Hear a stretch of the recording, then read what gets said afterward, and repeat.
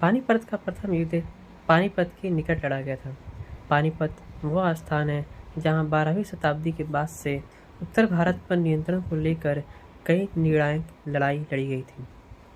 पानीपत के प्रथम युद्ध ने ही भारत में मुगल साम्राज्य की नींव रखी। यह उन पहली लड़ाइयों में से एक थी जिसमें मुगलों ने बारूद, आग्नेयास्त्रों और तोपों का प्रयोग किया था। पानीपत का प्रथम युद्ध जहीर-उद-दीन बाबर और दिल्ली के लोदी वंश के सुल्तान इब्राहिम लोदी के बीच लड़ा गया था। इस युद्ध में जहीर-उद-दीन बाबर ने लोदी को परास्त किया था। बाबर की सेना में लगभग 15,000 सैनिक और 20 से 24 तोपें थीं।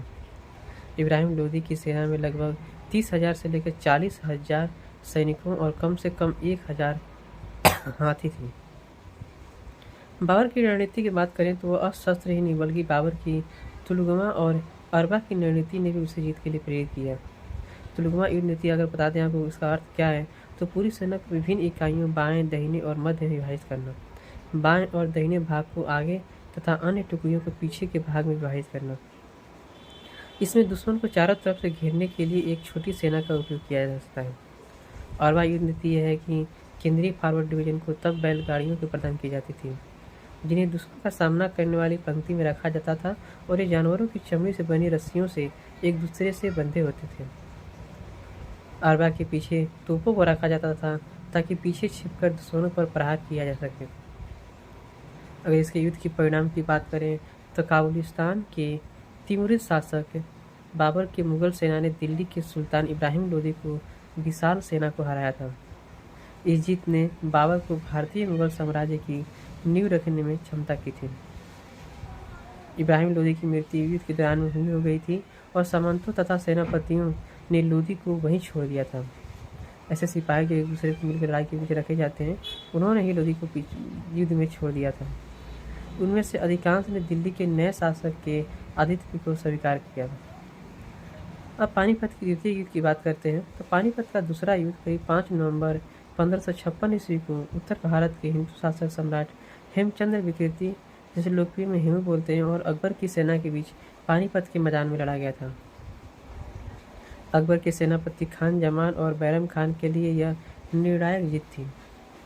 इस युद्ध के फलस्वरूप दिल्ली पर वर्चस्व के लिए मुगलों और अफगानों के बीच चले संघर्ष में अंतिम निर्णय मुगलों के पक्ष में हो गया और अगले 300 वर्षों तक सत्ता मुगलों के पास ही रही। सम्राट हेमचंद्र विक्रमादित्य या हेमू दिल्ली का अंतिम हिंदू सम्राट था जिसने दिल्ली के लिए युद्ध में अकबर या हुमायूं की सेना को हराया था। हेमू वर्तमान हरियाणा के रेवाड़ी का था। हेमू सन 1545 से लेकर 1553 तक शेर शाह सूरी के पुत्र इस्लाम शाह का सलाहकार भी रहा। उसने सन 1553 से लेकर 1556 के दौरान इस्लाम शासन के महामत्य और इस्लाम शाह के सेनानायक के रूप में 22 युद्ध जीते जो कि सूरी शासन के विरुद्ध अफगान विद्रोहियों के विद्रोह को समाप्त करने के लिए लड़े गए थे। 24 जनवरी 1556 को मुगल शासक हुमायूं की दिल्ली में ही मृत्यु हो गई और उसके पुत्र अकबर को उत्तराधिकारी बना दिया गया। उस समय अकबर मात्र 13 वर्ष का था। 14 फरवरी 1556 को पंजाब के कलनानौर में अकबर का राज्याभिषेक हुआ। राज्याभिषेक के समय मुगल शासन काबुल, कंधार, दिल्ली और पंजाब के कुछ हिस्सों तक सीमित था। अकबर और उसके संरक्षक बैरम खान ने युद्ध में भाग नहीं लिया तथा वह युद्ध क्षेत्र से 5 कोस यानी 8 मील दूर तैनात थे। बैरम खान ने 13 वर्षीय बाल राजा को व्यक्तिगत रूप से युद्ध के मैदान में उपस्थित होने की अनुमति नहीं दी। इसके बजाय उसे 5,000 अच्छी तरह से प्रशिक्षित और सबसे वफादार सैनिकों को एक विशेष गार्ड के साथ सुरक्षा प्रदान की गई थी और वह युद्ध के मैदान से एक सुरक्षित दूरी पर तैनात था। मुगलों की एक अग्रगामी सेना की टुकड़ी में 10,000 घुड़सवार होते थे जिन्हें 5,000 अनुभवी सैनिक थे जो हेमू के अग्रिम पंक्ति की सेना से लड़ने के लिए तैयार थे।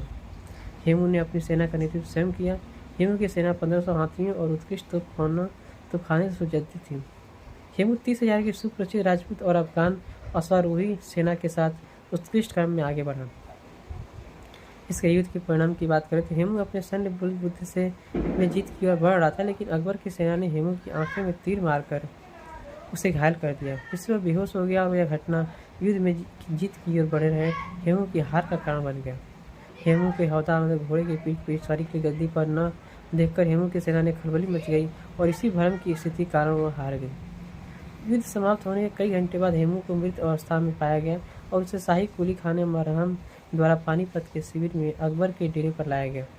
हेमू के समर्थक ने उसके शीर्षदेन स्थल पर एक स्मारक का निर्माण कराया जो आज भी पानीपत में है, जिंद रोड पर स्थित सौंधापुर गांव में मौजूद है।